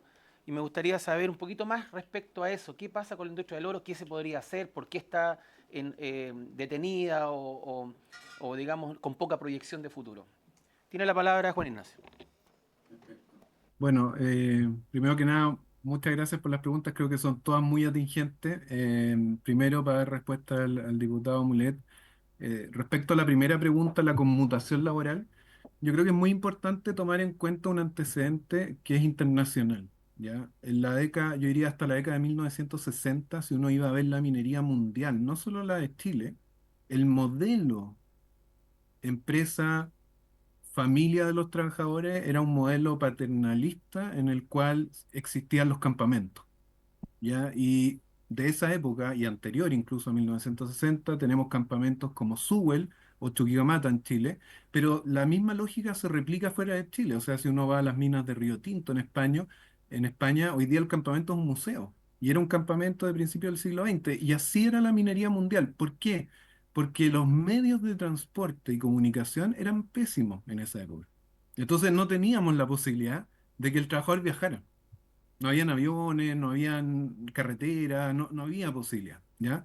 Eso empezó a cambiar en la década de 1960, ¿ya? Particularmente fuera de Chile primero, con las empresas petroleras que empezaron a hacer exploración y explotación en el mar. Y ahí no había otra posibilidad que llevar a las familias a sus trabajos. O sea, perdona, llevar a las personas a sus trabajos y después devolverlo a donde vivía la familia, porque nadie iba a vivir en una plataforma petrolera.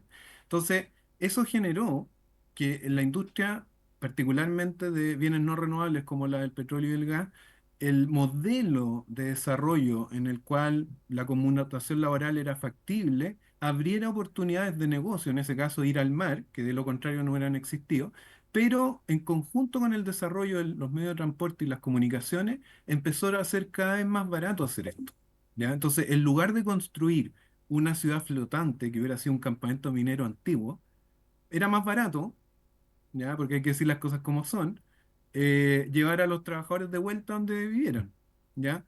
Ahora, esa tendencia es una tendencia mundial, lo que hemos vivido en Chile en los últimos 30, 40 años, me atrevería a decir, pero que se ha ido intensificando en los últimos 15, responde a esa tendencia. Ahora, yo soy de la idea, y esta es una opinión, que el problema no es el modelo adoptado por la industria minera. El problema es un problema de el desarrollo país de las regiones, ¿ya? Porque si nosotros tuviéramos ciudades atractivas para vivir, ¿ya? No sé, con algún encanto, con playa, con, no sé, o con algún grado de desarrollo en salud, educación, etcétera, muchos trabajadores preferirían vivir, y eso te los digo de primera fuente, o sea, yo trabajo con la minería y tengo que tomar el vuelo del panadero que sale en el aeropuerto a las 6 de la mañana el día lunes, y por lo tanto hay que estar a las 4:30 de la mañana en el aeropuerto y despertarse a las 3:30. Nadie quiere eso. O sea, los trabajadores no están contentos con esa condición, pero la verdad es que prefieren eso y que sus familias vivan en un lugar o más cómodo o con mayores servicios que básicamente comprometer a toda la familia. Entonces, yo creo que lo que sería bueno avanzar es con planes donde efectivamente se puedan desarrollar más estas ciudades. Yo me acuerdo que algún tiempo atrás estaba el Plan Calama. El Plan Calama, a mi juicio, era una muy buena idea, ¿ya? Pero faltaba colaboración, ¿ya? Yo creo que a lo mejor si pensamos en desarrollar algunas ciudades, no solamente desde el punto de vista de la minería, porque acá tenemos que tener harto cuidado y los campamentos mineros nos tienen que recordar siempre que la minería va y viene, ¿ya? Porque la verdad es que no podemos construir un Calama full dependiendo de la minería si en 100 años más no hay minería, porque esa ciudad después va a ser una ciudad fantasma, ¿ya? Entonces, lo que hemos visto en otros países del mundo donde se ha desarrollado este tema desde una visión más regionalista es que el país o las regiones acuerdan desarrollar ciertas otras industrias clave para poder tener un clúster industrial que les permita mitigar este riesgo, ¿ya? Y ahí la minería es otro más de los contribuyentes. Entonces, no se le pide solamente a la empresa privada minera, oye, ármate la ciudad. No, porque eso no es sustentable, ¿ya? Lo que tiene que ser sustentable es que hayan, hayan industrias, y no tienen por qué ser más de dos o tres por ciudad, que sean lo suficientemente fuertes para levantar la ciudad, o si no puede pasar lo que pasó con Detroit en la industria automotriz en Estados Unidos. O sea, se acabó la industria automotriz en Estados Unidos y se murió la ciudad. ¿Ya? Y eso nos puede pasar si metemos muchas fichas en las regiones, pero esas fichas solo dependen de la minería. ¿Ya? Esa es mi primera respuesta a la opinión, porque en realidad no sé si he podido informarlo en algo, pero respecto a la segunda, yo comparto plenamente su opinión respecto a la incapacidad estratégica que hemos tenido como país de darnos cuenta de que nuestro principal producto de exportación no es cobre, es basura. ¿Ya? Y déjenme aclarar este punto. El 70% a 75% de los concentrados de cobre son basura, que alguien tiene que disponer después. Ese es el principal producto de exportación de Chile, es basura. ¿Ya? Entonces, ¿qué va a ocurrir el día de mañana cuando del 75% del cobre que vende el país, que viene en formato de concentrado, algún país no quiere recibir más basura? O nos pongan tarifa a la basura.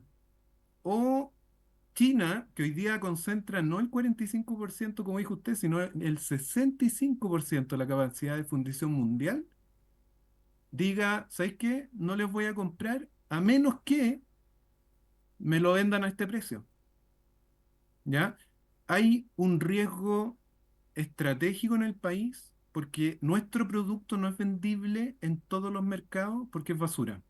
¿Ya? Y eso con la tendencia mundial de medioambiental, tarde o temprano se va a acabar. Incluso si pensamos en las huellas de carbono, no hay nada más ineficiente que exportar 1 tonelada de cobre en formato concentrado, porque en realidad necesito exportar 4 toneladas de tierra, ¿ya? Versus exportarlo como cato. Entonces, las emisiones de carbono, la huella ambiental en los países que consumen el concentrado, ¿ya? Y el riesgo de no poder vender el producto en algún momento son claves, ¿ya? O sea, yo creo que este es un tema que como país no hemos logrado entender, porque este no es un negocio para Chile. Yo honestamente creo que la visión de integrar verticalmente al minero en este negocio es el error que nos ha gastado todo este tiempo. ¿Por qué?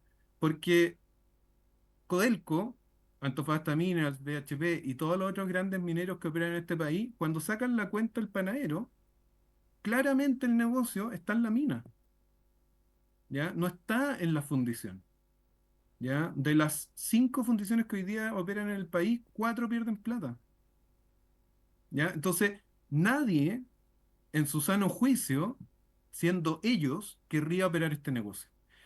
Pero el negocio de las fundiciones, ¿quiénes lo operan hoy día? No las minas. A nivel internacional, los que lo operan son especialistas en fundición y refinería, ¿ya? Que no solamente saben operar los nuevos equipos, sino que eventualmente tienen accionistas que les gusta ese negocio porque bien operado genera beneficios estables en el tiempo, mucho más estable que el beneficio de la mina, que depende mucho más del precio del cobre. Entonces, a mí me parece que una forma de seguir adelante no es insistir con el modelo de que Codelco tenga más fundiciones o que, no sé, BHP tenga que tener fundiciones, sino que con un modelo en el cual invitemos a las empresas que hacen fundición a nivel mundial a instalar las más modernas fundiciones que haya en el país con cero emisión, con el menor costo posible, para eventualmente tener salida en la venta de nuestro producto estrella, que es el concentrado de cobre, no el cobre. ¿Ya? Y ojalá algún día poder decir que efectivamente nuestro producto principal es cobre y no concentrado cobre. ¿Ya? Respecto a la tercera pregunta, y este es un tema bien complejo de entender si uno no es minero, así que voy a tratar de hacerlo lo más académico posible. Cuando uno saca una roca, ¿ya? Esa roca viene con distintos elementos químicos. Y en el caso de la minería del cobre, viene con harto cobre. ¿Ya? Cuando digo harto cobre, es 0,6% cobre. Ahora, cuando yo esa roca la meto en la planta y la proceso y genero un concentrado, como les dije, el 70 o 75% es basura. Cuando dije basura, estoy siendo peyorativo, obviamente, porque en realidad lo que quiero decir es que el 25 a 30% es cobre puro y el resto son otros elementos, fundamentalmente hierro, sílice, pero que no tienen valor económico. ¿Ya? Ahora, sí, ¿qué pasa aguas abajo?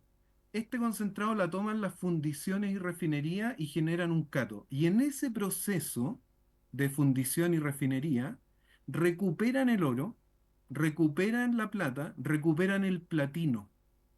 ¿Ya? ¿Por qué? Porque el proceso físico está hecho para recuperar esos elementos. Pero no pueden recuperar, por ejemplo, el molibdeno. Entonces, si yo mando concentrado de cobre a una fundición, sea chilena o fuera de Chile, no importa la tecnología, porque no existe tecnología, ninguna fundición va a recuperar el molibdeno.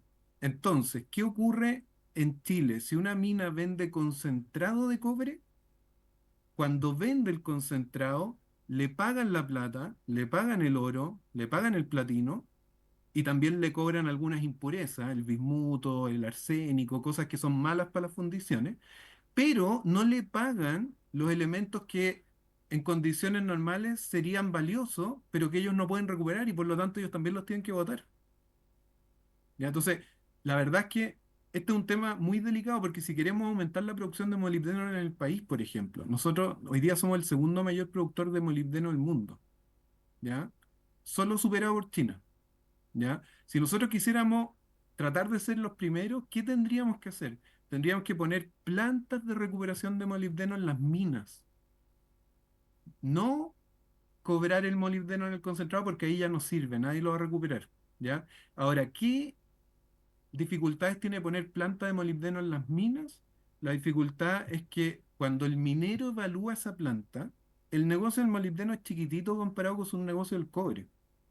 Entonces lo que termina ocurriendo es que a menos que esa mina tenga muchísimo molibdeno, no le va a convenir armar la planta. Y por ejemplo, en el caso, no sé, de Codelco en Chuquicamata hay una planta de molibdeno porque Chuquicamata tiene 200 partes por millón de molibdeno, lo que significa que de cada 1 millón de átomos que hay dando vuelta por ahí, o de peso en realidad, hay 200 nomás que son molibdeno, o sea, es una cifra ridículamente baja. Pero en el caso, por ejemplo, de Escondida, son 100 ppm y esos 100 ppm para Escondida no le mueve su negocio y no tiene ningún incentivo económico a recuperar ese molibdeno. Entonces, Escondida no gana plata con el molibdeno y el molibdeno se bota. Y ahí la pregunta es, bueno, ¿hay oportunidades de a lo mejor que un tercero, ya, aproveche ese molibdeno? Yo creo que hay oportunidades y hay algunos casos donde hemos visto a nivel mundial experiencia de otros commodities en los que hay terceros que se dedican a recuperar lo que llamamos las trazas, ya que son elementos que vienen en muy pocas cantidades, pero que si tenemos una estructura más liviana para operar esa traza, aguantamos. O sea, para que se hagan una idea, Escondida es un supermercado. El molibdeno que yo podría tener en Escondida si es que armara una planta es un kiosco. Es súper difícil administrar un kiosco si yo soy un supermercado. Entonces necesitamos una estructura funcional que sea acorde al modelo de negocio. Y finalmente su última consulta respecto a si GEM participó en el estudio de impacto social de NAMI, la respuesta es no. Hicimos un estudio de impacto social que es público y que se los puedo compartir, que es respecto a la minería del cobre en Chile, ¿ya? Y ahí está metida toda la minería, privada y pública, pero nunca hicimos un estudio de NAMI. Hemos hecho en otras minas y hemos hecho en algunos proyectos públicos y privados, y básicamente hemos llegado siempre a las conclusiones que yo les expuse. O sea, el efecto multiplicador de la minería se ve, lo que no significa que todavía no tengamos oportunidades de mejora. O sea, yo estoy absolutamente consciente que las condiciones locales, el aporte histórico que ha hecho la minería a las comunidades locales, indígenas o no indígenas, a las regiones, en este país ha sido bajo. Pero si me permiten, yo creo que no es un problema la minería, yo creo que es un problema el modelo de desarrollo que tiene el país o que ha tenido el país. ¿Ya? Porque en otros países del mundo donde el modelo de desarrollo es parecido al de Chile, la minería tampoco contribuye en los impuestos locales. El país, cuando redistribuye los impuestos entre la gente que los genera, es donde realmente genera desarrollo local.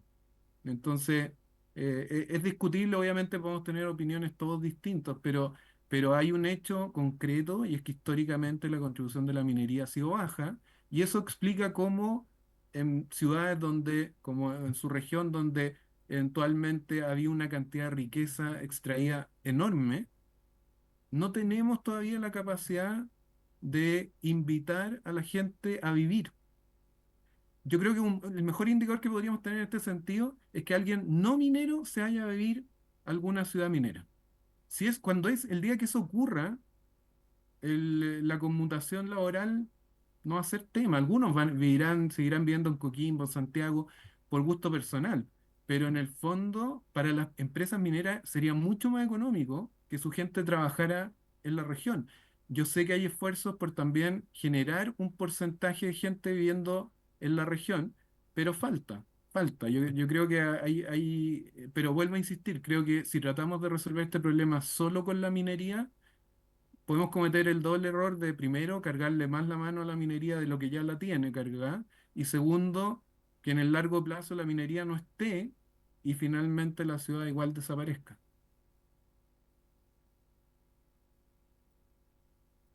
El presidente va a hacer una consulta, ¿no? ¿Qué es lo que era del oro?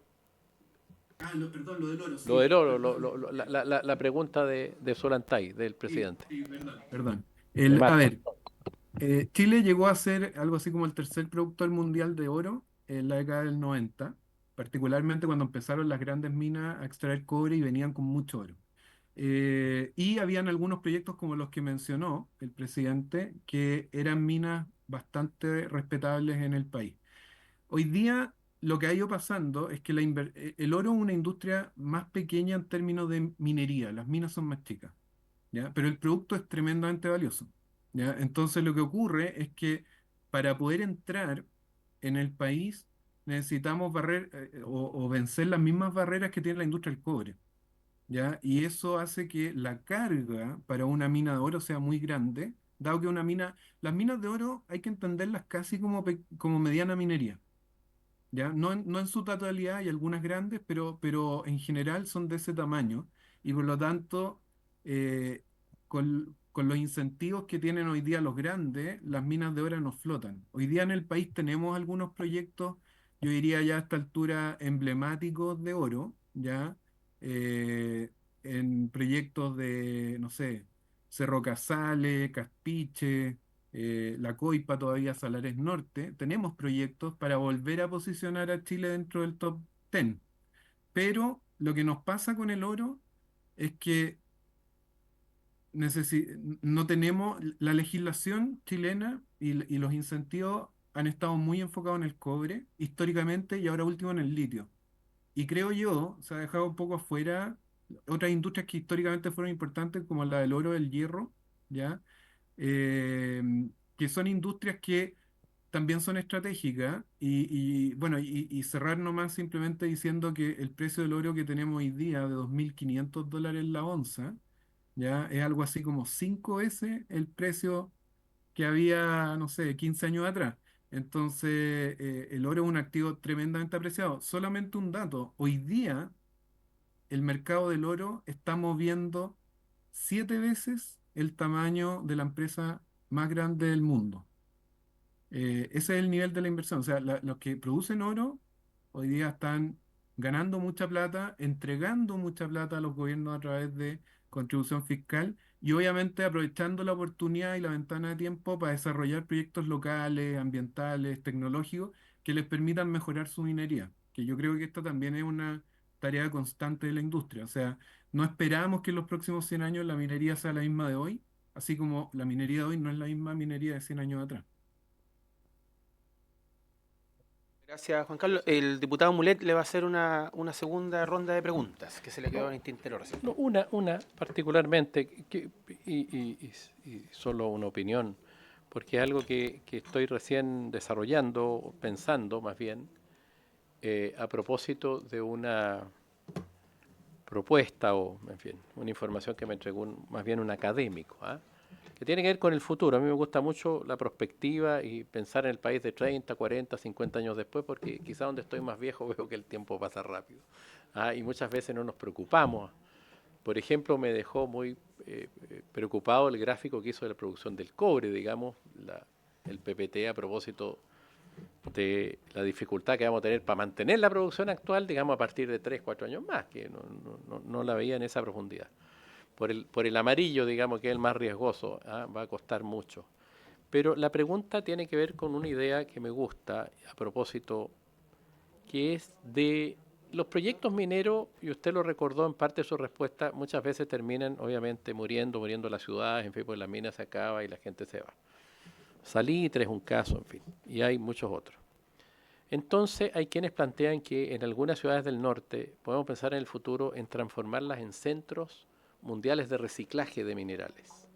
Aprovechar las instalaciones, puertos, aprovechar los mismos, digamos, plantas, las mismas minas a lo mejor para depositar materiales inertes que no generen daño, que no sean reciclables, etcétera. Entonces estoy en fondo con esa idea quería un poco preguntarle la opinión, digamos, ¿eh? Este mismo académico me dijo, mira, probablemente en el mundo hayan lugares, 7 u 8, globales para hacer reciclaje, ¿eh? Y en Chile, bueno, de paneles solares, en fin, del mismo cobre, que aguanta. Por eso lo de la fundición y refinería es muy importante, porque en algún momento cada vez la participación del cobre va a ser mayoritaria, más el cobre reciclado que cobre extraído. Entiendo que hoy día el cobre reciclado es del orden del 20%, no sé si es verdad o no. No tengo las últimas cifras.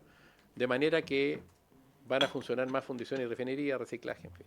Esa es la consulta, digamos, que es un poquito genérica, pero ¿cuál es su opinión? Juan Carlos, tiene La la palabra la hasta las 17 horas justas. No podemos prorrogar porque nos falta un diputado para tomar el acuerdo, así es que necesitamos terminar a las 17 horas justas su presentación y su intervención. Perfecto, presidente. A ver, respecto al reciclaje, efectivamente el reciclaje a nivel mundial en los últimos 30, 40 años se mueve entre un 15 y un 20% de participación mundial, ¿ya? O sea, y no ha subido, o sea, se ha mantenido en torno a ese rango. Lo que significa que gran parte de la nueva demanda ha sido provista por las minas. Ahora, como esperamos en los próximos 20 años el cobre siga creciendo en demanda, y los bienes que consumen cobre tienen un ciclo de vida, la única posibilidad de producir para abastecer la nueva demanda es con minas que vienen directamente de la tierra o del mar. Pero no podemos hacerlo con minas que vienen del reciclaje. El reciclaje resulta, si es que, por ejemplo, en el caso de los autos eléctricos, ya todos los autos son eléctricos, no hay crecimiento del parque automotriz y lo único que hacemos es reciclar. Y nos vamos moviendo con las mismas baterías, pero distintos autos. Pero en el caso del cobre es distinto porque esperamos duplicar la producción de cobre en los próximos 20 años. Entonces, el cobre nuevo tiene que provenir de la tierra, ¿ya? Ahora, habiendo dicho eso, la infraestructura que se ha desarrollado en el país en minería podría usarse en parte para tener centros de reciclaje, pero yo veo un par de desafíos al respecto. El primero es la energía. Porque en definitiva el negocio de reciclar es un negocio de alto consumo energético. ¿Ya? Entonces, hoy día la energía en el país, y entiendo que esto también es tema de esta comisión, es cara para los estándares internacionales de otros países que tienen capacidad de reciclaje. ¿Ya? Estoy pensando particularmente en China, India, y algunos otros países del sudeste asiático. Lo segundo es el contar con los materiales a reciclar. Entonces, hoy día en Chile, producto de los parques eólicos, solares, digamos, los propios autos eléctricos que vamos a ir generando en el país, etcétera, vamos a tener material para reciclar, pero en términos mundiales va a ser una fracción menor. ¿Ya? Y ahí el consumo de cobre o el consumo de litio en Chile es un porcentaje menor de la demanda mundial. Entonces, nunca la gran cantidad de los bienes finales van a estar en Chile. Por lo tanto, el desafío sería ver cómo podemos traer bienes finales. Por ejemplo, hoy día el gobierno del presidente Trump está discutiendo y esta ha sido una sugerencia de las empresas productoras de cobre, no exportar chatarra de cobre a China, que es hoy día uno de los grandes centros de reciclaje. Bueno, a lo mejor ahí tenemos una oportunidad, ¿ya? O sea, justamente ir a buscar esa chatarra nosotros, pero hoy día no nos basta con tener la capacidad de mina que tenemos o de planta que tenemos, porque para reciclar necesitamos energía barata y necesitamos también hacer cambios tecnológicos. Y yo creo que el desafío también social puede ser muy importante, porque obviamente una industria de reciclaje es muy distinta a una industria minera, ¿ya? Aunque el producto sea el mismo. Entonces, una comunidad, no sé, como Calama, que ha vivido 100 o más años de la minería, hacer el cambio al reciclaje, yo lo veo factible en la medida que, por ejemplo, Calama también sea un centro importante de algunas otras tecnologías que no tienen nada que ver con minería, ¿ya? Porque es una industria, el reciclaje es una industria más manufacturera que minera. Bien, Juan Carlos. Solamente agradecerle su muy buena presentación nuevamente. El diputado Mulet me acota aquí al lado mío si le puede enviar el informe en el que se refería a NAMI, que usted lo señalaba, el pacto social del tema de NAMI. Y queremos comprometerlo para cualquier momento poder hacer una segunda presentación de algo más específico, en el fondo que tenga bien asistir a esta comisión cuando usted estime conveniente y cuando nosotros lo podamos convocar. Pero encantado, y la verdad les pido disculpas no estar presente allá, pero recibí la invitación el lunes y ya tenía compromisos en la mañana que me hacían no poder moverme de No Santiago. se preocupe, Juan Carlos. De forma telemática nos ha quedado muy bien también resumido y involucrado todo lo que nosotros necesitábamos saber. Así que muchas gracias, Juan Ignacio. Estamos en contacto. Muy bien. Muchas Hasta gracias. luego. Muchas gracias. Bien, habiéndose cumplido el objetivo de la sesión, esta se levanta.